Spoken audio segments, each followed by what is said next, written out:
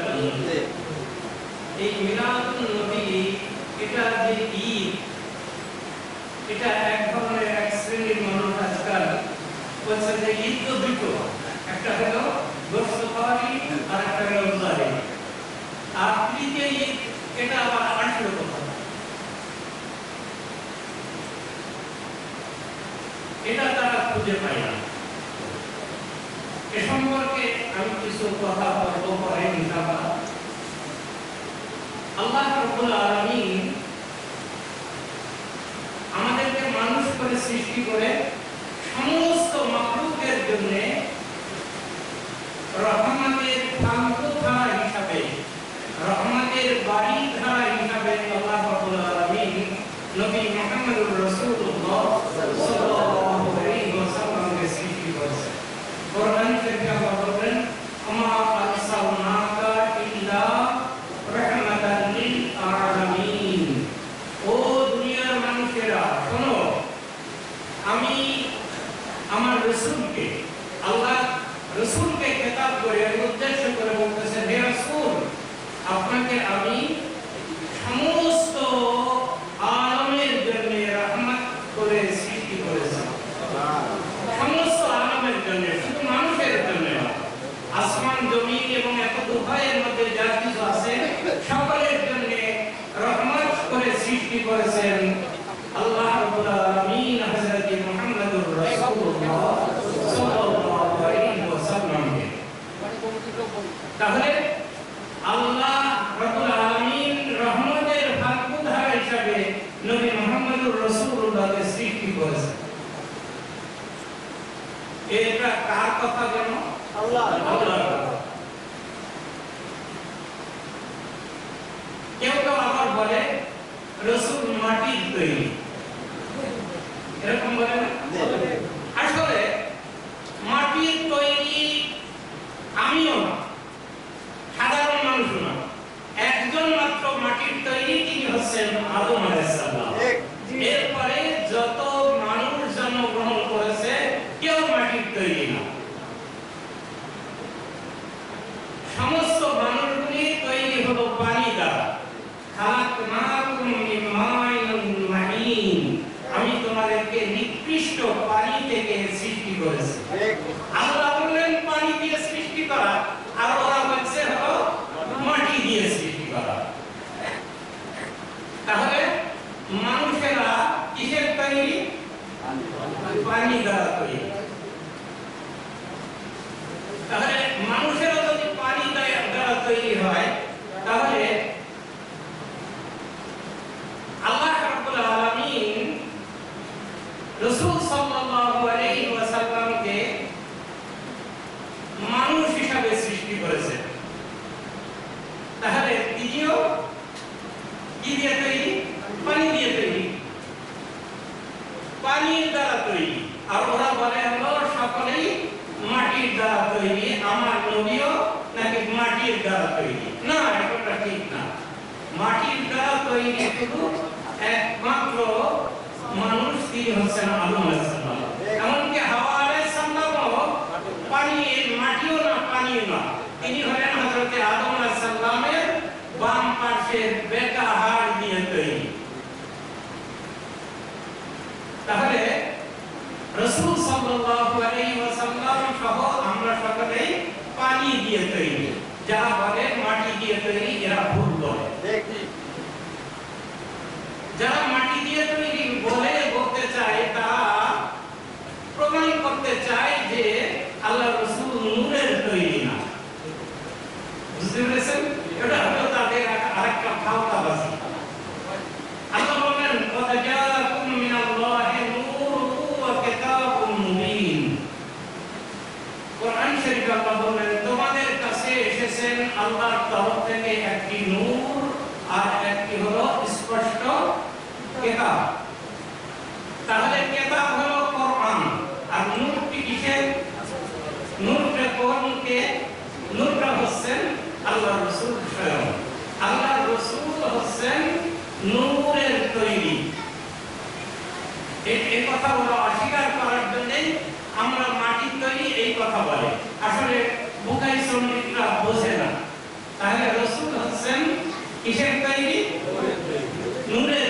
নূরের।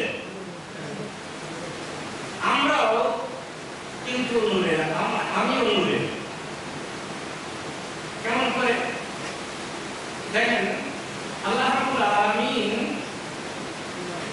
আদম আলাইহিস সালামকে সৃষ্টি করে তার পৃষ্ঠদেশে সমস্ত মানুষের রূহগুলোকে প্রতিস্থাপন করেছিলেন। যত মানুষ জন্মগ্রহণ করবে সমস্ত মানুষ হযরতে আদম আলাইহিস সালামের থেকে তখন শুরু হয়। এখানে সমস্ত মানুষের রূহগুলিকে আদম আলাইহিস সালামের পৃষ্ঠদেশে প্রতিস্থাপন করেছিলেন। তার আগে আদম আলাইহিস সালামের পৃষ্ঠদেশে প্রতিস্থাপন করার আগে আল্লাহ সমস্ত রূহগুলিকে একত্রিত করে একটা মিটিং করেছিলেন, মিটিং করেছিলেন। আল্লাহ আবার মিটিং করেছিলেন আমাদের নিয়ে। কি করেছিলেন জানো? মজলিস, মিটিং। সেই মজলিসে আল্লাহ সেদিন আমাদের সামনে আত্মপ্রকাশ করেছিলেন। আমরা সেদিন আল্লাহকে দেখেছিলাম। বুঝতে পেরেছেন? এখন কিন্তু আমাদের সে কথা মনে নেই। আমরা আল্লাহকে দেখেছিলাম, আল্লাহ সেদিন আমাদের সামনে এসেছিলেন এবং হাসরের বিচারের পরে যখন আমরা জান্নাতে যাব আর একবার আল্লাহকে দেখব। জান্নাতে যে আল্লাহকে দেখতে পাবো তার আগে আমরা। তো আল্লাহ আমাদের রূহগুলোকে নিয়ে একটা মজলিস করেছিলেন। সেই মজলিসটা ছিল কোথায় যেন? জান্নাতের দরজার সামনে। জান্নাতে নয়, জান্নাতের দরজার সামনে যে খালি জায়গা আছে ওই জায়গায় এই মজলিসটা করেছিলেন। আর ওই মজলিসে যে আলোচনা হয়েছিল তা সে সম্পর্কে আল্লাহ কোরআনে বলেছেন। তো এই মজলিস সম্পর্কে আমি একটু পরে কথা বলবো। তো এই মজলিসে আল্লাহ জিজ্ঞাসা করেছিলেন আমাদের সামনে, আলাস্তু বিরাব্বিকুম। কোরআন শরীফে আল্লাহ বলেন যে লাম্মা ওয়াইদ আখাযাল্লাহু মিসাকান নাবিয়িনা ওয়াইদ আখাযাল্লাহু মিসাকা মিন বনি আদম মিন যুহুরিহিম ওয়া যুররিয়াতিহিম আশহাদুহুম আলা আনফুসিহিম আলাস্তু বিরাব্বিকুম। স্মরণ করো সেই ওই ঐতিহাসিক সময়ের কথা, যখন আজাদের কথা, সৃষ্টির আদির কথা, যখন আমি সমস্ত মানুষের রূহগুলিকে একত্রিত করে বলেছিলাম আলাস্তু বিরাব্বিকুম, আমি কি তোমাদের রব না? আমি কি তোমাদের প্রতিপালক না? এই কথা বলেছিলেন আল্লাহ। এই প্রস্তাব দিয়েছিলেন, এই প্রশ্ন করেছিলেন। এই প্রশ্ন যখন করেছিলেন তখন আমরা কিন্তু কিছুটা ইতস্তত করেছিলাম যে উনি আমাদের রব, প্রতিপালক, পালনকর্তা, বিধানদাতা, এটা জানা কিনা এটা আমাদের কাছে জিজ্ঞাসা করছেন। এবার কেমন কথা হলো? এই যে সর্বপ্রথম আল্লাহকে রব বলে স্বীকার করেছিল কে যেমন জানেন? তিনি হচ্ছেন নবী মুহাম্মদুর রাসূলুল্লাহ সাল্লাল্লাহু আলাইহি ওয়াসাল্লাম। ওই দিন এ সম্পর্কে একটি হাদিস এসেছে আন সাহাবী قال سألت جابر بن محمد كيف صار محمد صلى الله عليه وسلم يتقدم الأنبياء وهو آخر من بعث। মাওয়াহিবে লাদুন্নির মধ্যে হাদিস এসেছে। হাদিসের বর্ণনাকারী হচ্ছেন সাহাব রাদিয়াল্লাহু তাআলা। হযরত সাহাব বলেন قال سألت جابر بن محمد, আমি জাফর ইবনে মুহাম্মদকে জিজ্ঞাসা করলাম كيف صار محمد صلى الله عليه وسلم يتقدم الأنبياء وهو آخر من بعث। সাহাব বলেন আমি জাফরকে জিজ্ঞাসা করলাম, হে জাফর ইবনে মুহাম্মদ, আপনি বলুন তো আল্লাহর নবী হযরত মুহাম্মদুর রাসূলুল্লাহ সাল্লাল্লাহু আলাইহি ওয়াসাল্লাম সমস্ত নবীদের শেষে প্রেরিত হয়ে তিনি সমস্ত নবীদের সরদার হলেন কি করে? তিনি সরদার হবেন, তিনি তো আগে থাকবেন, তাই না? কিন্তু তিনি আসবেন সকলের শেষে, কিন্তু তিনি সরদার হবেন কি করে? এই কথাটা একটু আমাকে বুঝিয়ে বলবেন। জাফর ইবনে মুহাম্মদ তার উত্তরে বললেন, বাবা লাম্মা খালাল্লাহু মিন বানি আদম মিন যুহুরিহিম ওয়া যুররিয়াতিহিম ওয়া শাহাদাতুহুম আলা আনফুসিহিম আলাস্তু বিরাব্বিকুম। হযরত জাফর ইবনে মুহাম্মদ বললেন, ওই সৃষ্টির আদিতে সর্বপ্রথম সৃষ্টির আদিতে আল্লাহ রাব্বুল আলামিন মানুষের রূহগুলিকে যখন জিজ্ঞাসা করেছিলেন, আলাস্তু বিরাব্বিকুম, আমি কি তোমাদের রব না? আমি কি তোমাদের দুনিয়াতে যে খেতে দেব, পড়তে দেব, থাকতে দেব, আলো দেব, বাতাস দেব, এসব কে দেন? আল্লাহ। তো এই যে অক্সিজেন কেনা দিয়েছেন না, যে অক্সিজেন আমরা শ্বাস প্রশ্বাস গ্রহণ করি, এটা কে দিয়েছেন? আল্লাহ। দেখেন এই অক্সিজেনের কত দাম। এই যে করোনার মধ্যে একটা কি জানো, এক সিলিন্ডার অক্সিজেন নেওয়ার জন্য মানুষ পাগল হয়ে যেত, আর এই সিলিন্ডারের এত দাম খুঁজেই পাওয়া যেত না। তো আমরা যেদিন জন্মেছি তারপর থেকে এই পর্যন্ত কত সিলিন্ডার অক্সিজেন ব্যবহার করেছি, হিসাব নেই। এর হিসাব দিতে হবে না? তাহলে এটাকে দিয়েছেন যেন আল্লাহ। সেই আল্লাহকে আমরা মানি না, সেই আল্লাহর বিধান মানতে চাই না, তার আল্লাহর আইন মানতে চাই না, আমার মন যা বলে তাই করি। তো সেদিন আল্লাহ জিজ্ঞাসা করেছিলেন, জাফর ইবনে মুহাম্মদ বলেন, জিজ্ঞাসা করেছিলেন যে আলাস্তু বিরাব্বিকুম, আমি কি তোমাদের রব না? আমি কি তোমাদের খেতে দেব, পড়তে দেব, থাকতে দেব, আলো দেব, বাতাস দেব এবং বিধান দেব না? এই কথা যখন জিজ্ঞাসা করেছিলেন তখন আমরা সব নিশ্চুপ হয়েছিলাম। জাফর ইবনে মুহাম্মদ বলেন, সর্বপ্রথম যখন আল্লাহ এই কথা জিজ্ঞাসা করেছিলেন, সর্বপ্রথম যিনি উত্তর দিয়েছিলেন, কান মুহাম্মাদুন সাল্লাল্লাহু আলাইহি ওয়াসাল্লাম আউয়ালু মান ক্বালা, যিনি সর্বপ্রথম উত্তর দিয়েছিলেন তিনি হচ্ছেন মুহাম্মাদুর রাসূলুল্লাহ সাল্লাল্লাহু আলাইহি ওয়াসাল্লাম। তিনি সর্বপ্রথম আল্লাহকে রব বলে স্বীকার করেছিলেন। আল্লাহকে রব বলে স্বীকার করেছিলেন, পরে বলেছিলেন যে আল্লাহ তুমি আমাদেরকে দুনিয়াতে পাঠিয়ে খেতে দেবে, থাকতে দেবে, আলো দেবে, বাতাস দেবে, এই জমিন দেবে, এই জমিনের উপরে যে জমিনের উপরে ঘুরে বেড়ায়, আর কুঞ্জে বেড়ায়, এই জমিন কার যেন? আল্লাহ। আল্লাহ না আমার বাপের? আমার বাপের না তো? এই জমিনও আল্লাহ। যদি এই জমিনের উপরে গিয়ে হেঁটে বেড়ায় তাহলে এই জমিনের উপরে হাঁটার অনুমতি কে দিয়েছেন? আল্লাহ। কিভাবে হাঁটতে হবে এই কথা কে বলেছেন? বলে দিয়েছেন তো, সে কথা বলে দিয়েছেন। তাহলে সেই কথা অনুসারে আমাদেরকে জমিনে চলতে হবে। আর এই জন্যই যার কথা মানা হয় তিনি হলেন রব। তো সর্বপ্রথম আল্লাহকে রব বলে খেতে দেওয়া, খাওয়া দাওয়া দেওয়া, পড়া যিনি দেওয়া, তারপরে আলো দেওয়া, বাতাস দেওয়া, বিধান দেওয়ার মালিক আল্লাহকে সর্বপ্রথম স্বীকার করেছিলেন আমার নবী হযরত মুহাম্মদুর রাসূলুল্লাহ সাল্লাল্লাহু আলাইহি ওয়াসাল্লাম। এইজন্য আল্লাহ তাকে সকলের পিছনে পাঠিয়েও তাকে নবীদের শ্রেষ্ঠ করে সৃষ্টি করেছিলেন। তাহলে আমরা সেদিন আল্লাহকে রব বলে স্বীকার করে আসছিলাম। এখন যদি আল্লাহর হুকুম না মেনে মানুষের হুকুম মানি অথবা নিজের ইচ্ছা মতো চলি, তাহলে আল্লাহ কিছু বলবেন না। কিন্তু মনে দেখো তারপরে কটা ধারে কটা ছাড় হয়, আল্লাহ সেদিন বুঝে নেবেন। আর এই জন্যই আল্লাহ রসুলকে আল্লাহ সর্বশ্রেষ্ঠ নবী হিসাবে দুনিয়ার বুকে পাঠিয়েছিলেন। এই আদম আলাইহিস সালামকে সৃষ্টির আগের ঘটনা এটা কিন্তু।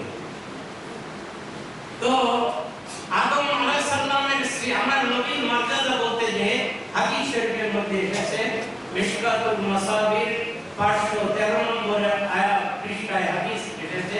আল্লাহ রাসূল বলেন, ক্বালা কুনতু ইলা ইয়া রাসূলুল্লাহ মাতা ওয়াজাবাত লাকান নবুওয়া। রাসূলকে জিজ্ঞাসা করা হলো, হে আল্লাহর রাসূল, আপনি যে রাসূল হয়ে দুনিয়ার বুকে আসবেন এ কথা কখন সাব্যস্ত করা হয়েছিল?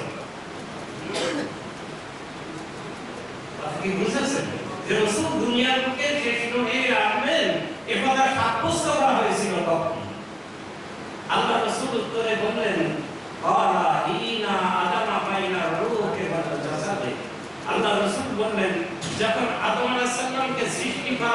সম্পর্কে আল্লাহ মাটি দিয়ে তার মূর্তি তৈরি করেছিলেন, পুতুল তৈরি করেছিলেন, পুতুল তৈরি করেছিলেন। তাই বলে মনে করেন না যে আল্লাহ পুতুল তৈরি করেছিলেন বলে আমরা পুতুল তৈরি করে নিই, এরকম করে না, এরকম মনে করবেন নাকি?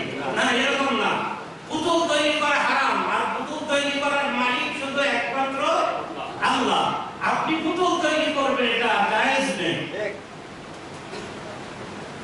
রাসূল বললেন যে আল্লাহ যখন আদম আলাইহিস সালামকে সৃষ্টির লক্ষ্যে পুতুল তৈরি করেছিলেন কিন্তু তার মধ্যে জান দেননি, সেই সময়ে আমি যে শেষ নবী হয়ে দুনিয়াতে আসবো এই কথা সাব্যস্ত করা হয়েছে।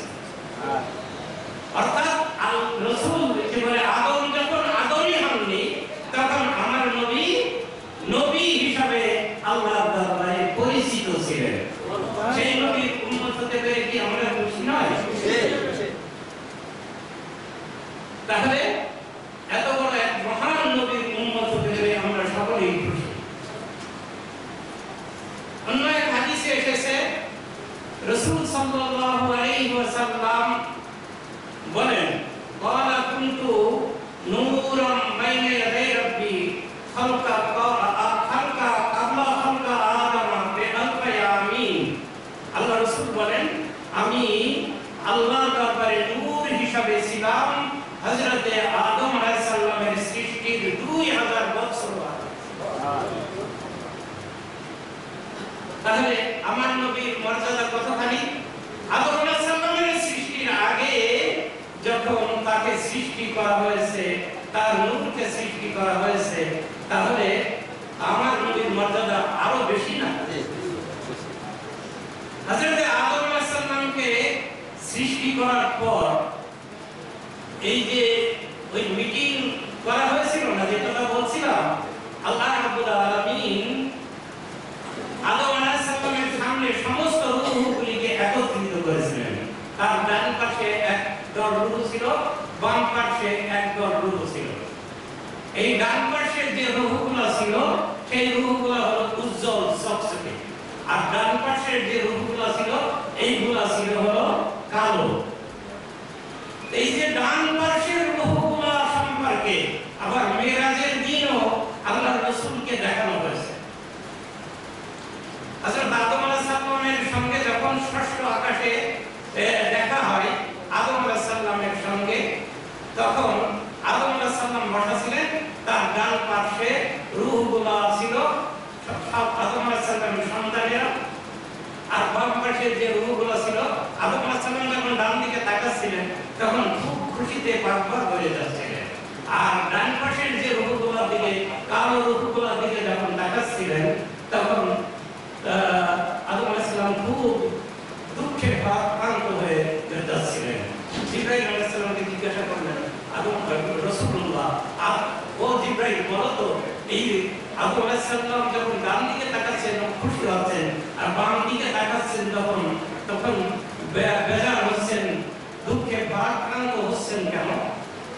তো জিবরাইল আলাইহিস সালাম বললেন, হুজুর, এই যে লাল, এই যে রং আলোকিত চকচকে উজ্জ্বল রূহগুলো যেগুলো ডান দিকে রয়েছে এরা হলো জান্নাতি রূহ, আর যারা এই বাঁ দিকে রয়েছে এগুলো হলো জাহান্নামী রূহ। হযরত আদম আলাইহিস সালাম যখন জান্নাতি রূহগুলোর দিকে তাকাচ্ছেন তখন জান্নাতি সন্তানদের দিকে তাকিয়ে তিনি খুশি হচ্ছেন, আর বাঁ দিকে যখন তাকাচ্ছেন তখন জাহান্নামী সন্তানদের দিকে তাকিয়ে তিনি দুঃখে আক্রান্ত হয়ে পড়ছেন। তাহলে যারা বলে যে রাসূল মাটির তৈরি, তিনি নূরের তৈরি না, তাহলে তিনি তো ডান দিকের রূহ ছিলেন, তাহলে চকচকে ছিলেন। তাহলে আমরা যারা জান্নাতে যাওয়ার আশা করি তাদের রূহগুলো চকচকে। আমাদের রূহ যদি চকচকে হয়, নূরান্বিত হয়, আমার রাসূলের রূহ কি নূরান্বিত হওয়ার কথা না? তার রূহ আরো বেশি নূরান্বিত। এ সম্পর্কে হাদিস শরীফের মধ্যে এসেছে, লাম্মা খালকা আদম ফাআলহাম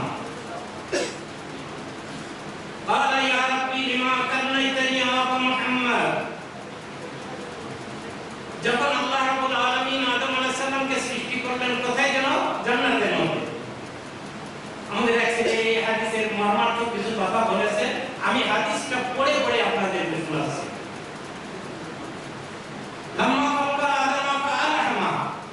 আদম আলাইহিস সালামকে সৃষ্টি করে আল্লাহ রাব্বুল আলামিন জান্নাতে রাখলেন।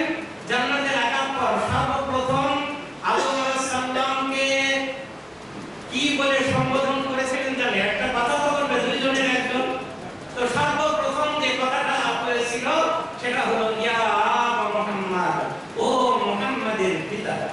কি বলবেন যেন? মুহাম্মাদের পিতা।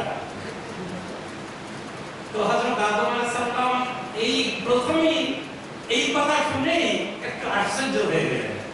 কি বলছেন? আশ্চর্য হলেন।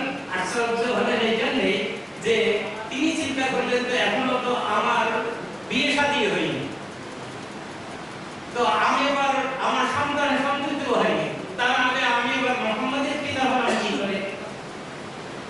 এই চিন্তা করে আল্লাহ জিজ্ঞাসা করলেন, লিমা কান্নাইতানি ইয়া মুহাম্মদ, ও আল্লাহ তুমি আমাকে মুহাম্মাদের পিতা বলে ডাকলে কেন? কি না, এটা তো প্রশ্ন আসতে পারে। তো আল্লাহ বললেন, আদম তুমি যদি এই প্রশ্নের উত্তর পেতে চাও, ইরফা রাসু, তুমি একটু উপরের দিকে তাকিয়ে দাও। ফারাফা রাসাহু, আদম আলাইহিস সালাম উপরের দিকে তাকালেন। তাকিয়ে কি দেখলেন? আল্লাহর জান্নাতের উপরে কি আছে যেন? কি আছে?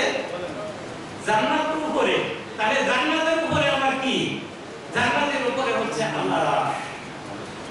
আল্লাহর আরশ মানে আল্লাহর আসন।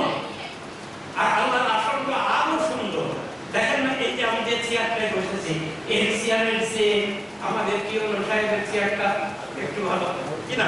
ডিসি সাহেব, এসপি সাহেবের চেয়ারটা আরো ভালো।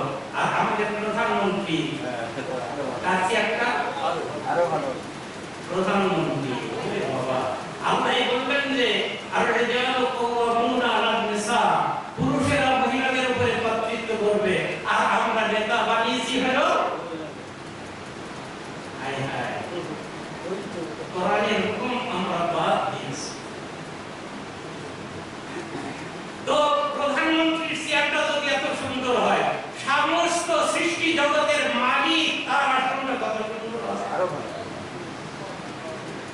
আল্লাহ বলেন, ওয়াসিয়া কুরসিয়ুহুস সামাওয়াতি ওয়াল আরদ, আল্লাহর কুরসি হচ্ছে আসমান জমিনকে পরিবেষ্টন করে রেখেছে। তো আদম আলাইহিস সালাম এমন করে জান্নাতের মধ্যে দিকে উপরের দিকে তাকিয়ে দেখলেন, ফারাউরা মুহাম্মাদিন সাল্লাল্লাহু আলাইহি ওয়াসাল্লাম আলা সুরারিকাল আরশে। তিনি দেখলেন যে আল্লাহর আরশের সঙ্গে একটা উজ্জ্বল আলো, একটা উজ্জ্বল নূর আল্লাহ আরশের কার্নিশের সাথে রেখে দিয়েছেন। দেখে এই নূরটি দেখে আদম আলাইহিস সালাম আশ্চর্য হয়ে গেলেন।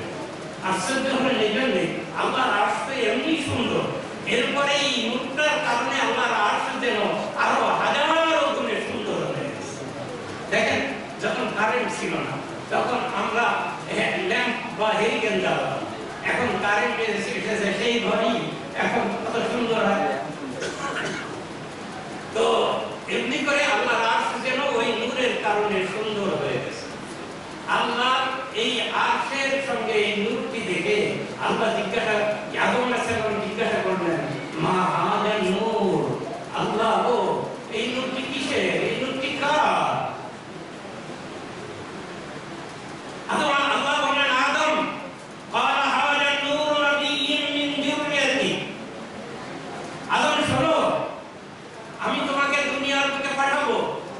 দুনিয়ার বুকে পাঠানোর পর তোমার সন্তানদেরকে শয়তান বিভ্রান্ত করবে। কিনা বিভ্রান্ত করবে না? দেখেন না, আমরা আজকাল নিজের ইচ্ছা মতো চলছি, মন যা বলছে সুদ খাচ্ছি, ঘুষ খাচ্ছি, সুদের কথা বলতে না হবে না। সুদ হারাম। যারা সুদের কারবার করে তারা হারাম খায়, ওদের জন্য আল্লাহর জান্নাতকে আল্লাহ হারাম করে দিয়েছেন।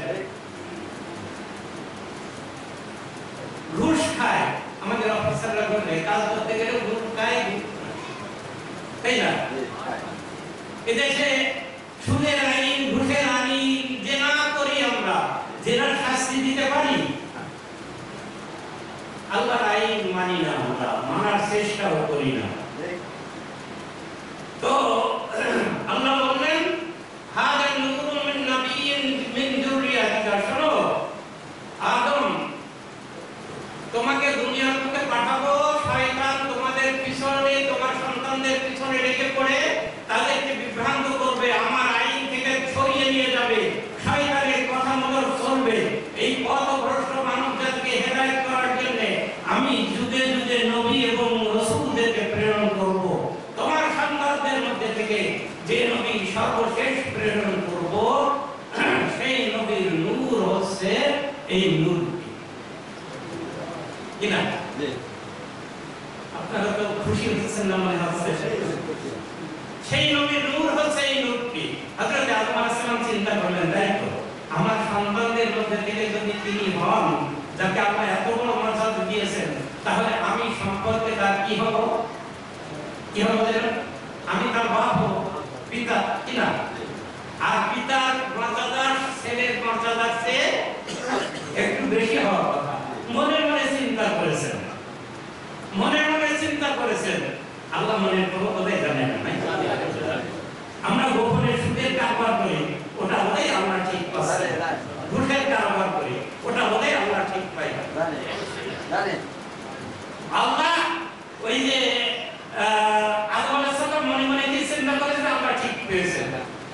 আজকাল পর্দার কোনো বড়াই নেই, রাস্তাঘাটে মেয়েদের খেলায় একেবারে বিপদ। আপনাকে ধাক্কা মেরে ফেলে দেওয়ার মতো চেষ্টা করবে। আমাদের মতো বুড়ো মানুষ দেখলে তো ওরা আরো, আমাকেও ধাক্কা মেরে একদিন এমন করে ধাক্কা মারছে, এইসব পথে চলায় বিপদ হয়ে গেছে। আর এই যে মেয়েদের পর্দার বাইরে নিয়ে আসার কারণে এত জেনার শিক্ষা নিয়ে হচ্ছে, এই ধর্ষণ হচ্ছে। আমি বলছি যে ধর্ষণ করো না, ধর্ষণ করো না, আর বলছি যে তোমরা রাস্তায় বেরাও, তাহলে ধর্ষণ হবে না? কি হবে? বিছুনির পালা একটা আছে, পালা চোদ্দ মাসে বিছুনির পালার কাছে এক ছেলেকে বললেন যে তুমি দেশটা নিয়ে গিয়ে ওখানে একটু আগুন জ্বালাও। ও আগুন জ্বালিয়ে বিছুনির পরে আগুন জ্বালিয়ে দিয়েছে, আর আপনি দাঁড়িয়ে দাঁড়িয়ে বলছেন যে এই আগুন তুমি জ্বলো না, জ্বলো, পুড়িও না, জ্বলো। হয় নাকি এটা? মেয়েদের রাস্তায় বের করে দিয়েছি আর বলছি যে ধর্ষণ হবে না, জেনা হবে না। এটা হয় নাকি? এটা নিয়ে আল্লাহ পর্দার ব্যবস্থা করেছেন। কিন্তু পর্দাটা আমরা মানি, আল্লাহর হুকুম মানি। আল্লাহ বললেন এমনি করে শয়তান তোমাদেরকে পথভ্রষ্ট করবে, আমি যুগে যুগে নবী পাঠাবো। এই নবীর তোমার সন্তানদের মধ্যে সর্বশ্রেষ্ঠ শেষ হচ্ছে এই নবী। হযরত আদম আলাইহিস সালামের চিন্তা করার পর আল্লাহ বললেন, শোনো আদম, একটু সেই নবীর পরিচয় শোনো। ইসমুহু আসমায়ে আহমাদ, তার পরিচয় হলো আসমানের ফেরেশতাদের কাছে তিনি আহমাদ বলে পরিচিত হবেন। আফিল আরদি মুহাম্মাদুন সাল্লাল্লাহু আলাইহি ওয়াসাল্লাম, আর জমিনের মানুষের কাছে তিনি মুহাম্মাদুর রাসূলুল্লাহ বলে পরিচিত হবেন। লাউলাহু মা খালাকতুকা, শোনো আদম, আমি যদি ওই নবীর নূরকে সৃষ্টি না করতাম, তাহলে তুমি আদম তোমাকেও সৃষ্টি করতাম। ওয়ালা খালাকতুস সামাআ ওয়াল আরদা, আসমান এবং জমিন এবং এত উভয়ের মধ্যে যা কিছু আছে তার একটিও সৃষ্টি করতাম না। যা করেছি সব কিছু সেই নবীর নূরের খাতিরে সৃষ্টি করেছি। সেই নবীর উম্মত হতে পেরে আমরা কি খুশি না? খুশি তো? খুশি হলে উম্মত মানে কি?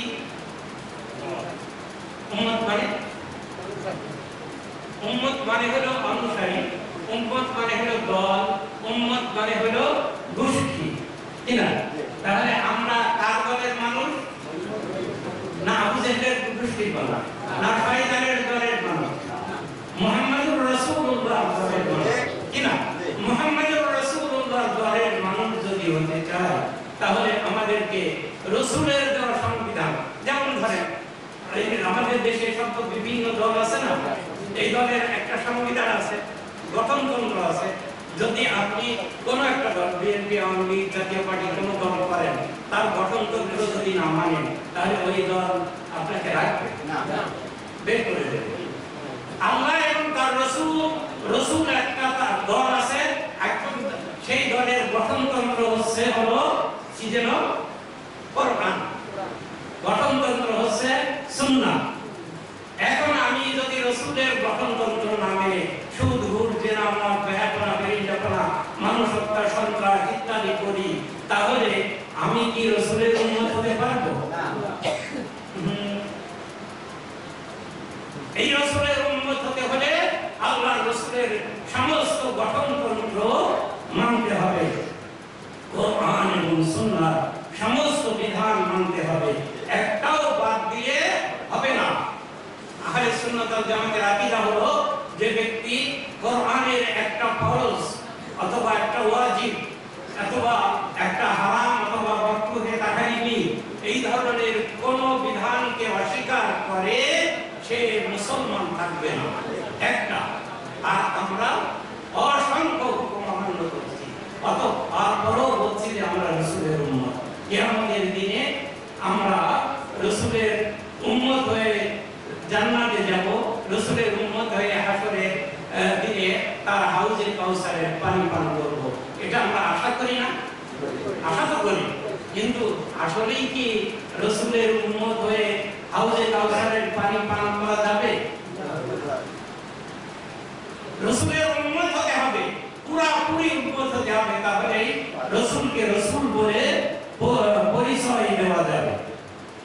দেখেন, আমি এই যে মহান নবী জন্মগ্রহণ করলেন, তার জন্মবার্ষিকীতে একটু আনন্দ করতে হবে না?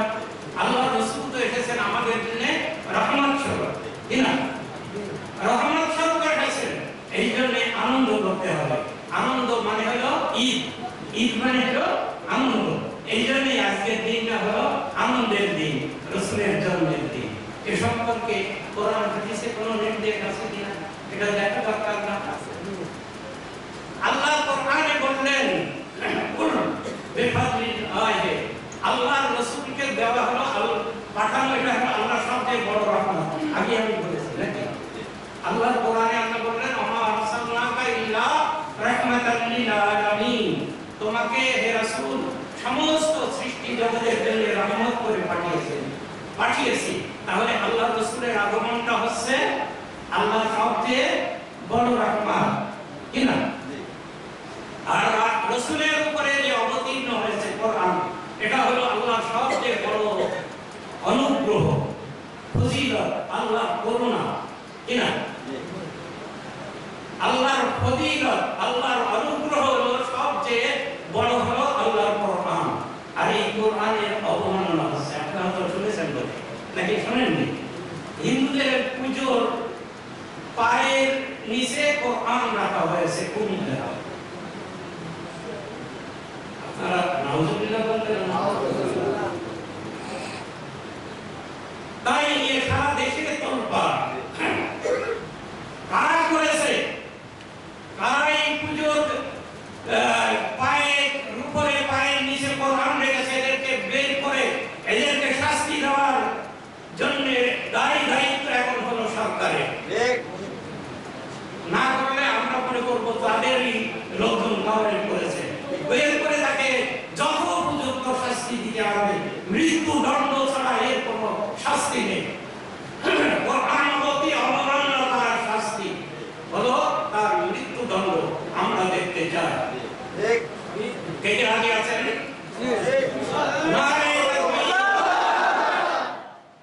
সম্মানিত ভাইরা, আল্লাহর সবচেয়ে ফজল হলো কোরআন। আল্লাহর সবচেয়ে বড় রহমত হলো রাসূল প্রেরণ, আর আল্লাহর সবচেয়ে বড় ফজল হচ্ছে কোরআন। আল্লাহ বললেন, কুল বিফাদলিল্লাহি ওয়া বিরহমাতিহি ফালিয়াফরাহু।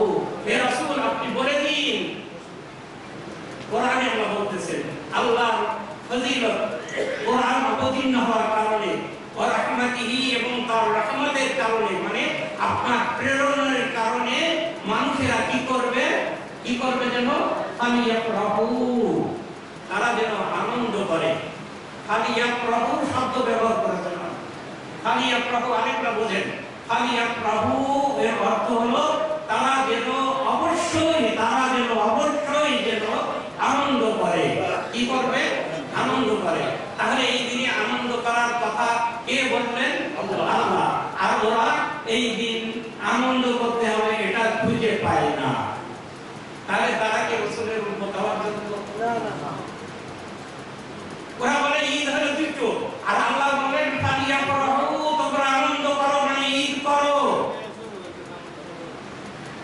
তাহলে ঈদ করার জন্য, আনন্দ করার জন্য আল্লাহ নির্দেশ দিলেন।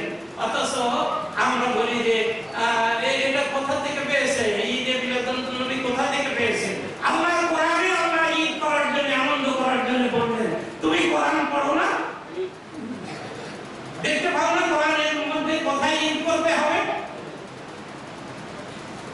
আল্লাহ রাসূলের জন্মের দিন যদি আমি আনন্দ, এই যে আল্লাহ বললেন ফালিয়া প্রভু, আর আমরা জানেন ফালিয়া প্রভু, তার তোমাদের জন্য উচিত হবে যেন তোমরা আনন্দ করবে।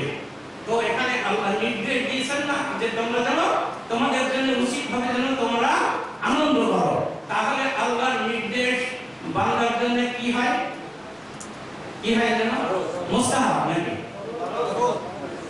তাহলে আল্লাহর নির্দেশ যদি ফরজ হয়, তাহলে এই দিনে আল্লাহর রাসূলের আগমনের দিনে আনন্দ করা হলো আল্লাহর নির্দেশ, যেহেতু এটা ফরজের সমতুল্য। ওরা খুঁজে পায় না যে আল্লাহর নির্দেশ কিভাবে, মানে এই দিনে কি আনন্দ করতে হবে, আর ওরা বলছে যে আনন্দ করা হলো বেদাত। আর এইটা যদি বেদাত হয় তো দাঁত মানে কোনটা? আসলে ওরা ই পড়ে না, কোরআন হাদিস পড়ে না, এবং ইতিহাসও পড়ে না। সাহাবায়ে কেরামদের যুগের পর থেকে এই বর্তমান সৌদি সরকার যে ক্ষমতায় আছে, এদের আগ পর্যন্ত, এদের গোষ্ঠীর আগ পর্যন্ত সৌদি সরকার, সৌদিয়া এর বাদশা মোহাম্মদের বাপের পূর্বপুরুষরা, এই সৌদি আরবের আসল নাম ছিল হেজাজ। হেজাজকে দখল করে নেয় এই সৌদি বাদশার পূর্বপুরুষরা। সেখানে তাদের কাছ থেকে দখল করে নেয় জানেন? ওই এটা হলো তুর্কি খেলাফতের কাছ থেকে, খলিফাদের কাছ থেকে দখল করে নেয়। তুর্কি খলিফারা এই মুসলমানদের একক খলিফা ছিলেন সারা বিশ্বে। এই সৌদির বর্তমান সরকারের পূর্বপুরুষরা ওই তুর্কিদেরকে তাড়িয়ে দিয়ে ওখানে নিজেদের নাম, নিজেদেরকে প্রতিষ্ঠিত করেছে, করে এই এলাকার নাম রেখেছে সৌদি, সৌদি আরব। আগে ছিল, এর নাম ছিল হলো হেজাজ। এই তুর্কি খেলাফত যতদিন ছিল ততদিন পর্যন্ত আল্লাহর রাসূলের এই জন্মদিনে ঈদ করা হতো। ওরা তো ঈদ পড়ে না, ইতিহাস পড়ে না। ঈদ করা হতো, আনন্দ করা হতো, তুর্কিরা আনন্দ করত। এরপরে তুর্কিদের তাড়িয়ে দিয়ে সৌদিরা একটা আনন্দ করে না। এমনকি তাদের কাছ থেকে প্রস্তাব এসেছে আল্লাহর রাসূলের রওজা মদিনা থেকে, মদিনায় মানুষ যে সব জিয়ারত করে, ওরা কবর জিয়ারত পছন্দ করে না। বুঝতে পেরেছেন?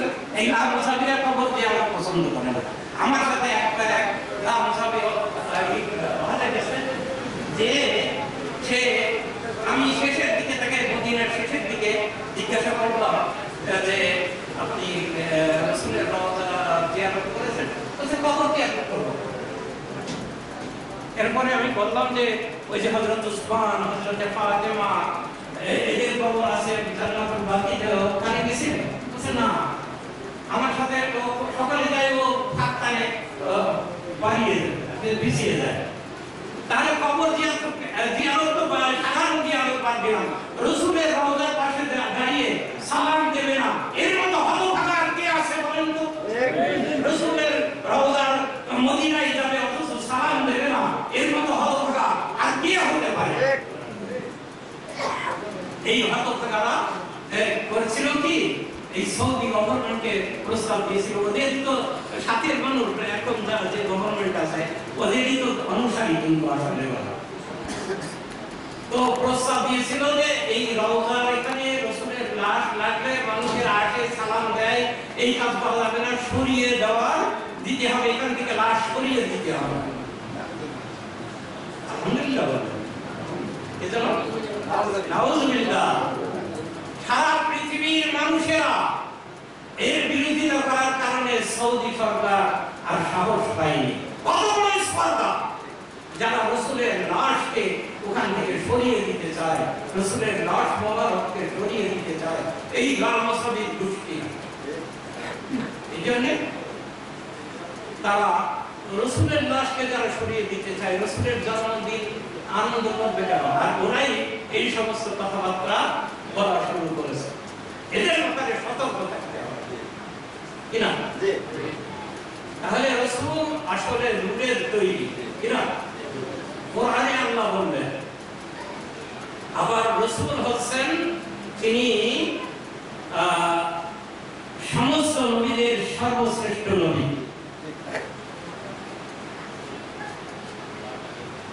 তো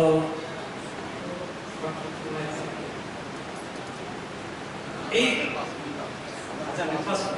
তাহলে আমি আর বেশি আলোচনা করতে চাচ্ছি না, যেহেতু আজানের সময় হয়ে গেছে। তো আমি আপনাদের কাছে আপনাদের কাছে প্রমাণ করতে সমর্থ হয়েছি কিনা যে ঈদে মিলাদুন নবী করা জায়েজ না। কি বললাম যেন? আল্লাহর নির্দেশ, আর আল্লাহর নির্দেশ হবে ফরজ। অতএব যারা এটাকে অস্বীকার করে, আল্লাহর এই নির্দেশকে অমান্য করে কবিরা গুনাহ করে, তারা কবিরা গুনাহকারীদের সাথে আমাদের কোনো সম্পর্ক নেই। আমরা রাসূলের উম্মত, এই জন্য রাসূলের উম্মত হতে হলে রাসূলের দেওয়া সমস্ত বিধান মানব। আল্লাহ এবং তার রাসূলের দেওয়া বিধান মানব, তা ব্যতিক্রম করব না। যদি করি তাহলে রাসূলের উম্মত হয়ে উঠা যাবে না। আসরের মাঠে রাসূল আমাদেরকে তার উম্মত বলেও স্বীকার করবে না। এজন্য আর কি বলে ওই হাউজে কাউসারের পানিও আমাদেরকে খেতে দেবে না। এ সম্পর্কে ছোট্ট একটা হাদিস বলে আমি শেষ করতে চাচ্ছি।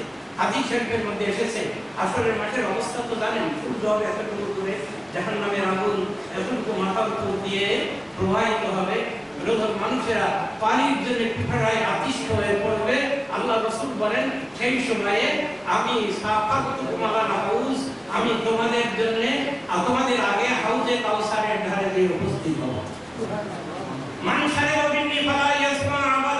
যে ব্যক্তি আমার কাছে এসে এক পেয়ালা পানি পান করবে, সেই পানি পান করার আগে কখনোই আর পিপাসিত হবে না, জান্নাতে যাওয়ার আগ পর্যন্ত সে পিপাসিত হবে না।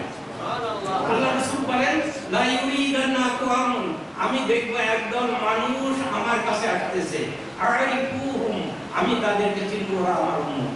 চিনব কি করে? আল্লাহ রাসূল বলেন আমার উম্মতদের ওজুর জায়গাগুলি, এই মুখ, হাত আর পাগুলি সূর্যের মতো চকচক করবে। এছাড়া কাউরে কোনো উম্মতের এরকম হবে না। অনেক হাদিস আছে, আমি বলতে চাচ্ছি এই দিকে আমি চিনব যে ওরা আমার উম্মত, আমি ওদেরকে পানি দেওয়ার জন্য চেষ্টা করব, সে প্রস্তুতি নেব, ওরাও আমার দিকে আসবে। হঠাৎ করে দেখবো একদল মানুষ, একদল ফেরেশতা আমার আর তাদের মাঝখানে ইউহারু বাইনি ওয়া বাইনাহুম, ওদের মাঝখানে আর আমার মাঝখানে প্রতিবন্ধকতার সৃষ্টি করছে, লাঠি দিয়ে তাড়ানোর চেষ্টা করছে। আমি বলবো উম্মতি উম্মতি, তোমার ওকে ছেড়ে দাও, ওরা যে আমার উম্মত, ছেড়ে দাও, আমি পানি দিই। ফেরেশতারা কি বলতেন? ফেরেশতারা বলতেন ইয়া রাসূলুল্লাহ ইন্নাকা লা তাদরি মা হাদাসু ওয়াদু, হে আল্লাহর রাসূল আপনি তো জানেন না আপনার ইন্তেকালের পরে আপনার এই গায়ে ভাঙা ইসলামের মধ্যে আপনার চাচার কলজের চিবানোর ইসলামের মধ্যে, আপনার রক্ত ঝরা ইসলামের মধ্যে এরা সব নতুন নতুন আইন তৈরি করেছে, সুদের আইন, ঘুষের আইন, জেনার আইন, মদের আইন, বেহাপনা বেরিল্লাপনার আইন তৈরি করেছে, অথচ নামাজ পড়েছে। এই জন্যে আসলে আপনার ইসলামের মধ্যে নতুন নতুন জিনিস ঢুকেছে, আপনি তো জানেন না। এই কথা যেই বলবে আল্লাহ রাসূল বলবেন সুবহান লিমান গায়রা বাদি, খেলিয়ে দাও, তাড়িয়ে দাও যারা আমার পর ইসলামের মধ্যে নতুন নতুন জিনিস ঢুকেছে। তাহলে আমাদের অবস্থা কি হবে? আসুন আমরা রাসূলের পরিপূর্ণ উম্মত হওয়ার চেষ্টা করি। যে নবীর উম্মত না হতে পারে কিয়ামতের দিন মুক্তির কোনো ব্যবস্থা নেই, কবরে যেও মুক্তির কোনো ব্যবস্থা নেই। আল্লাহ যেন আমাদের সেই নবীর প্রকৃত উম্মত হওয়ার তৌফিক দান করেন, আমিন। আসসালামু আলাইকুম ওয়া রাহমাতুল্লাহ।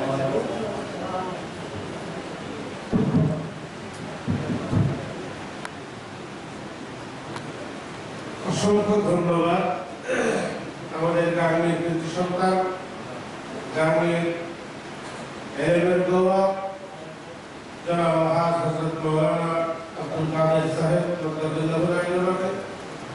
অনেক অত্যন্ত জ্ঞানগর্ভ মূল্যবান এই আলোচনাগুলো করার জন্য। আল্লাহ যেন আমাদেরকে এই আলোচনা শুনে আমল করার তৌফিক দান করেন। সহি বুঝ, সহি আকীদা, আহলে সুন্নাত ওয়াল জামাত, এই আকীদা অনুযায়ী যেন আমরা সকলেই চলতে পারি।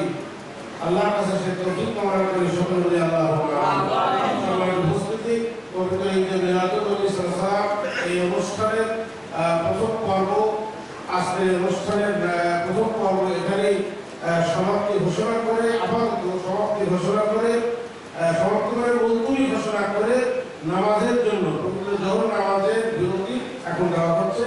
যাদের ওযু নাই মেহরবানি করে কষ্ট করে, যদিও বাইরে বৃষ্টি পড়ছে, আমাদের মাদ্রাসার পাশে ওযুখানা আছে, তারপরে আমাদের সামনে এখানে ওযুখানা আছে, এরপরে মসজিদে ওযুখানা আছে, ওযু করে জোহরের নামাজ পড়ে মেহরবানি করে আবার আপনাদের এখানে ফিরে আসবেন। পরবর্তীতে আলোচনা এবং দোয়া মিলাদ, তারপরে ইনশাআল্লাহ তাবারক দেওয়া হবে। আপনারা সকলেই মেহরবানি করে আবার নামাজ পড়ে ফিরে আসবেন। এখন নামাজের বিরতি ঘোষণা করা হচ্ছে।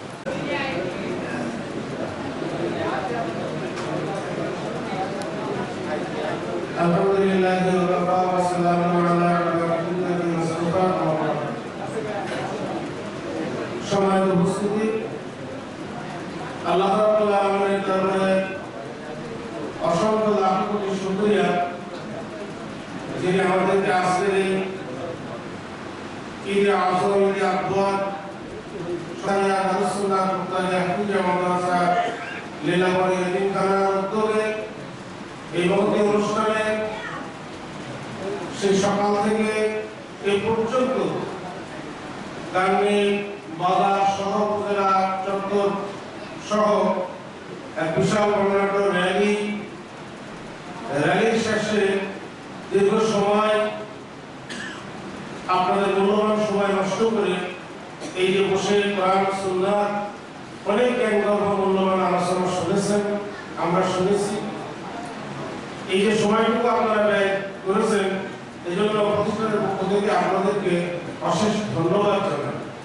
এবং সেই সাথে আল্লাহ রাব্বুল আলামিনের কাছে আমরা শুকরিয়া আদায় করি যে আল্লাহ পাক আমাদেরকে এখনো একটি মহতী কাজে, মহতী অনুষ্ঠানে আসার এবং বসার সুযোগ করে দিলেন। শুকরিয়া আদায় করে বলি আলহামদুলিল্লাহ। আমরা সকাল থেকে পর্যন্ত পবিত্র ঈদ মিলাদুন নবী সাল্লাল্লাহু আলাইহি ওয়াসাল্লাম এই দিবসের তাৎপর্য এবং গুরুত্ব, ফজিলত সব মিলিয়ে আমরা এতক্ষণ আলোচনা শুনেছি। আমরা আপনাদেরকে যে চিঠির মাধ্যমে বার্তা দিয়েছিলাম, প্রতিষ্ঠান আপনাদেরকে চিঠি দিয়েছিলেন এবং সেই সাথে বিভিন্ন মাধ্যমে আহ্বান করা হয়েছিল। সেই আহ্বানে দাওয়াত পত্রে লেখা ছিল ঈদে মিলাদুন নবী এবং সেই সাথে আসন্ন 37তম ঐতিহ্যবাহী ঐতিহাসিক বার্ষিক ওয়াজ মাহফিলের প্রস্তুতি ইন্তজাম অ্যাক্টিভিটি।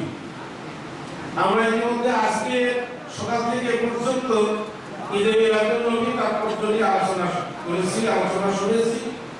ওই পর্যায়ে প্রথম পর্বটা আমরা জোহর নামাজের আগে মুলতবি ঘোষণা করা হয়েছে।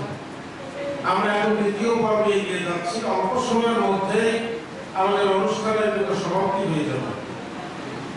সেটা হলো এই আসন্ন 37তম বার্ষিক ওয়াজ মাহফিল। আপনারা সকলেই জানেন প্রতি বছর গাঙ্গী দারুস সুন্নাহ মুক্তারিয়া হাফিজিয়া ইবতিদায়ী মাদ্রাসা ইল্লামনি থানা উত্তরী এই মৌসুমে একদিনের একটা মাহফিল অনুষ্ঠিত হয়ে থাকে। প্রতি বছর এই সময় হয় অগ্রহায়ণ মাসে। তো সেই মোতাবেকই এবছর ইনশাআল্লাহ সেই মাহফিলের আয়োজন করা হয়েছে, মাহফিলের তারিখ নির্ধারণ করা হয়েছে। সেই তারিখটা হলো ইংরেজি মাসের নভেম্বর মাসের 14 তারিখ। সকলেই তারিখটা মনে রাখবেন। আমাদের যে এই বার্ষিক যে মাহফিলটা হয় সেই মাহফিলের তারিখ আগামী 14 নভেম্বর।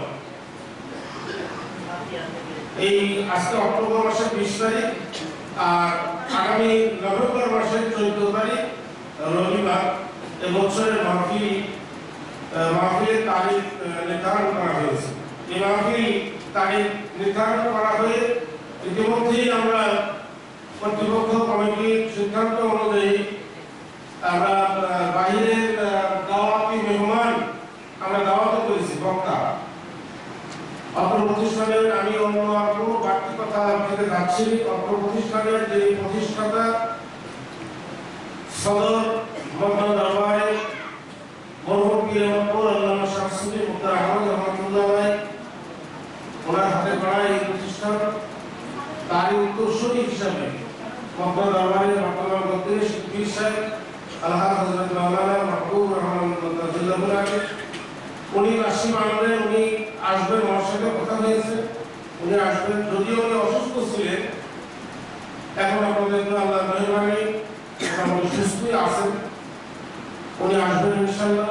সেই সাথে ওই মাহফিলের প্রধান বক্তা হিসাবে যাকে দাওয়াত করা হয়েছে, অনেকেই হয়তো আপনারা নাম শুনেছেন বা অনেকেই তার আলোচনা শুনতে পারেন।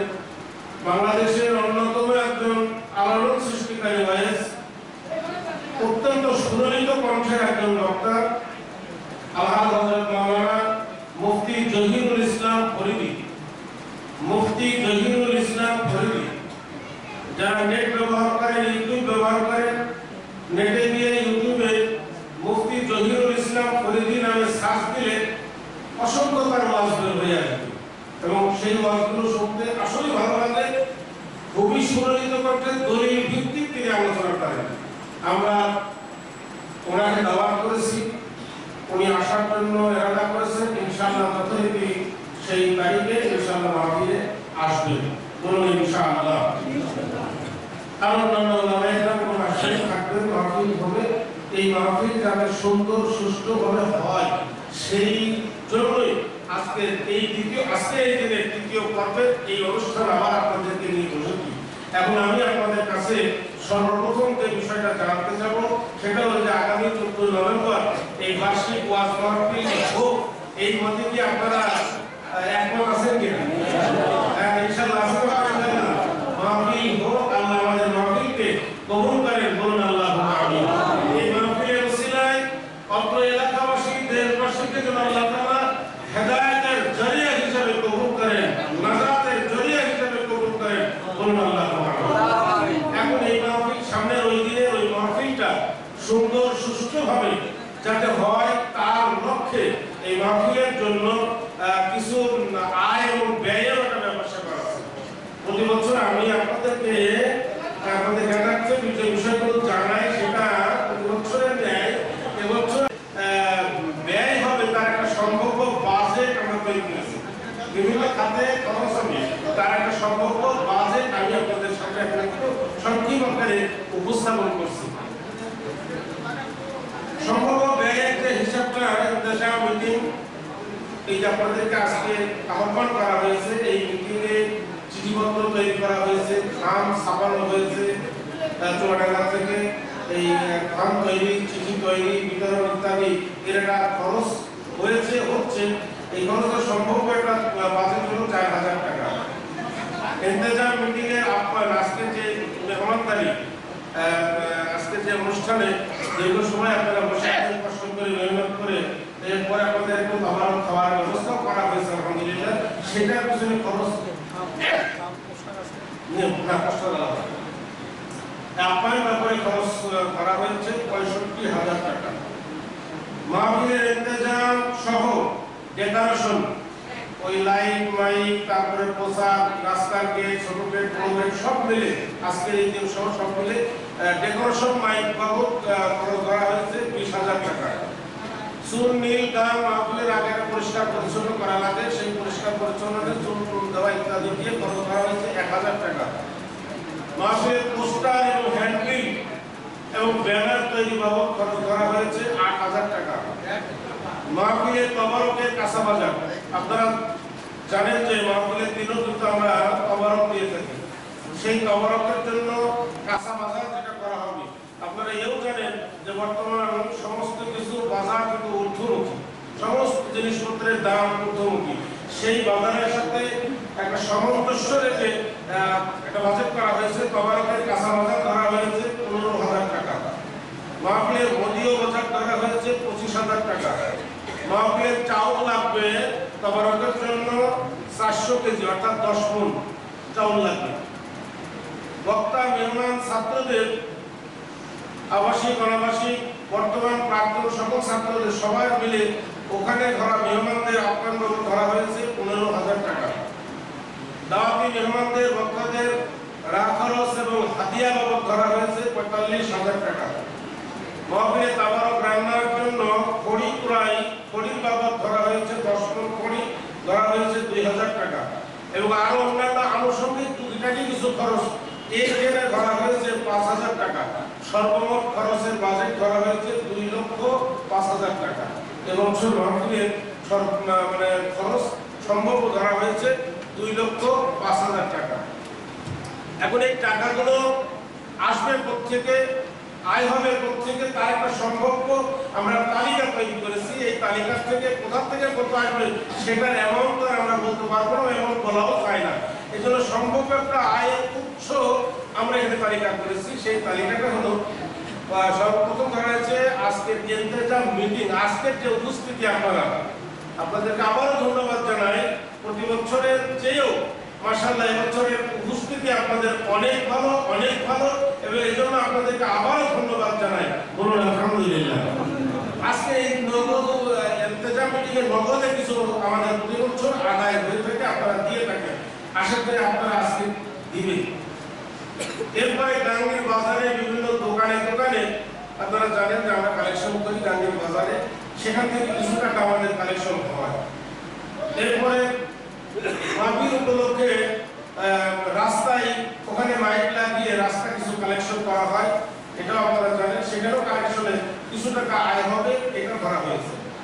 মাহফিলের স্টেজ, মাহফিলের দিন স্টেজে নগদ কিছু টাকা আদায় হয়, কিছু মানে বেশ আদায় হয়, তো সেইখানেও একটা সম্ভব ধরা হয়েছে, নগদ আদায় হবে। এরপরে অফিস একটা রসিদ বই থাকে মাহফিল পারপাসে, বিভিন্ন জায়গা থেকে বিভিন্ন ব্যক্তি তাদের সাধ্যমতো অনুদান এখানে দিয়ে যায়, সেই রসিদ বইয়ের মাধ্যমে মাহফিলে আমাদের বিক্রয় শাখা থেকে কোরআন শরীফ কিছু বিক্রয় হয়, সেটাও মাহফিলের মধ্যে আসে।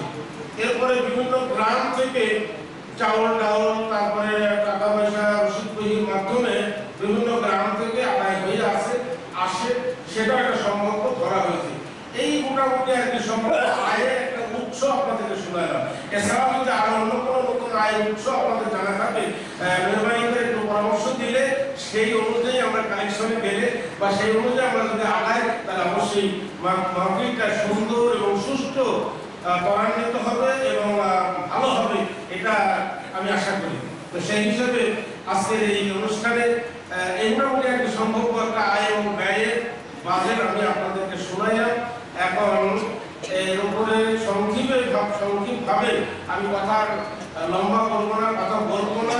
এখন আমি এই ব্যাপারে একেবারে খুব সংক্ষিপ্তভাবে মতামত জানানোর জন্য আমি বিশেষভাবে আহ্বান করব আমাদের খুব কাছের মানুষ, প্রতিষ্ঠানে একেবারে হৃদয়ের মানুষ, সংলগ্ন, যদিও আমরা ওনাকে ব্যক্তিগতভাবে ওনাকে সবসময় পাইনি, বিশেষ কিছু ছুটির দিন হলে ওনাকে দেখে আসে, আমাদের খুব কাছের মানুষ।